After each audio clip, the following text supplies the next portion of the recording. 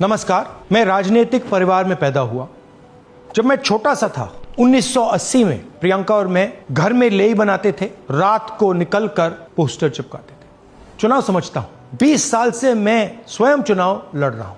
Polling कैसे होती है, पोलिंग बूथ कैसे मैनेज किया जाता है, वोटर लिस्ट, फॉर्म 17, ये सब मैं गहराई से समझता हूं। कुछ समय पहले हमें दाल में काला लगा। चुनाव के नतीजे आते थे, मूड एक तरीके का होता था, रिजल्ट दूसरे तरीके का। मुझे याद है उत्तराखंड में हम चुनाव हारे।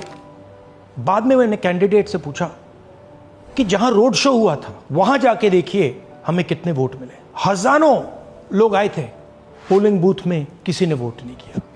यह असंभव था, यह हो ही नहीं सकता। उसके बाद छत्तीसगढ़ और मध्य प्रदेश के रिजल्ट, हमें लगा कुछ ना कुछ गलत हो रहा है।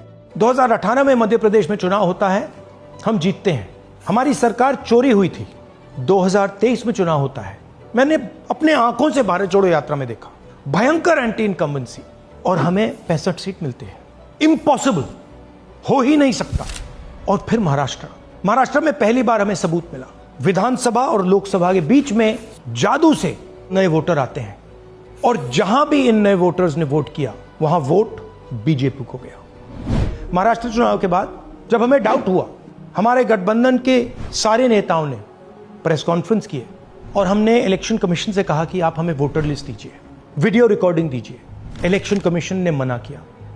ना उन्होंने हमें वोटर लिस्ट दी और ना उन्होंने वीडियो रिकॉर्डिंग दी। डाउट हुआ, क्यों नहीं दे रहे, क्या कारण है? तो हमारे दिमाग में सवाल उठा, क्या इलेक्शन कमीशन बीजेपी की मदद कर रहा है? क्या इलेक्शन कमीशन ही इलेक्शन को चोरी करवा रहा है? इसके बाद हमने एक टीम सेटअप की और हमने उन्हें कहा कि आप जाइए, एक कंस्टिट्यूएंसी में जाके ढूंढिए, सच्चाई ढूंढिए, किस प्रकार से चीटिंग की जा रही है, किस प्रकार से यह काम किया जा रहा है और कौन कौन इस काम को कर रहे हैं। सबसे महत्वपूर्ण बात यह है कि इलेक्शन कमीशन डिजिटल डेटा नहीं देता है, फिजिकल डेटा देता है। मतलब लाखों कागज में वोटर लिस्ट दे देगा, मगर डिजिटल वोटर लिस्ट किसी को कभी नहीं देता है। क्यों नहीं देता? कारण क्या है? कारण है कि अगर डिजिटल डेटा मिल जाए तो इलेक्शन कमीशन की सच्चाई पूरे देश को पता लग जाए। हमने टीम को बताया, मैंडेट दी कि आप जाके चेक कीजिए, आप 5-7 सीटों पे पता लगाइए कि चीटिंग हुई, और अगर हुई तो कैसे हुई। टीम ने हमें एक दिन बताया कि 5-7 सीटों पे काम किया ही नहीं जा सकता। क्यों? मैंने उनसे पूछा क्यों नहीं किया जा सकता। उन्होंने मुझे ये कागज दिखाए। ये जो कागज हैं, ये एक लोकसभा के कागज नहीं है, ये एक विधानसभा के कागज है, और इन कागजों को हमने मैन्युअली सॉर्ट करना पड़ा। और पूरा का पूरा काम जो हुआ है, इसमें 6 महीने लगे हैं, और एक असेंबली सीट में हम ये काम कर पाए हैं। क्यों? क्योंकि डिजिटल डेटा नहीं दिया जाता। अगर इलेक्शन कमीशन ने हमें डिजिटल डेटा दिया होता तो हम ये कार्रवाई पूरे देश में, हर लोकसभा में, हर विधानसभा में 15 मिनट में करके दिखा देते। हमारे पास अनलिमिटेड रिसोर्सेज नहीं है, इसलिए हमने ये रिसर्च सिर्फ एक लोकसभा में, एक विधानसभा सीट में की। मगर मुझ में अब पूरा भरोसा है कि ऐसी 100 से ज्यादा सीटें हैं हिंदुस्तान में।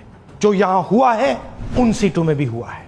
और याद रखिए, अगर बीजेपी को 10-15 सीटें कम आती तो आज नरेंद्र मोदी प्रधानमंत्री नहीं होते, इंडिया गठबंधन की सरकार होती। जांच ने 5 तरीके की चोरी पकड़ी है। डुप्लीकेट वोटर, जिसका मतलब एक वोटर के नाम वोटर लिस्ट में अनेक जगह आ रहे हैं। फेक एड्रेस, मतलब एड्रेस है ही नहीं या फिर house number 0। Bulk voter in single address, मतलब एक छोटे से घर में 40, 50, 60 लोग रह रहे हैं। इनवैलिड फोटोज, छोटी सी फोटो है या फिर फोटो ही नहीं है, और वो जो छोटी फोटो है वो दिखती भी नहीं है। कौन है, किसका चेहरा है, नहीं पता लग सकता। Misuse of form 6। Form 6 first time voters के लिए होती है, मतलब जिनकी एज 18-20 साल की हो, मगर वोटर लिस्ट में 90 साल के लोग फॉर्म 6 का प्रयोग कर रहे हैं। चुनाव में 6,50,000 वोटर थे, उसमें से 1 लाख चोरी के थे। अब मैं आपको 5 उदाहरण देता हूं। यह देखिए, गुरकीरत सिंह डांग, इसका नाम 4 अलग अलग बूथों पे आता है। ये कैसे हुआ और क्यों हुआ? एक और उदाहरण, विशाल सिंह, वाराणसी में वोटर लिस्ट में नाम है और बेंगलोर में 2 बार वोटर लिस्ट में नाम आता है।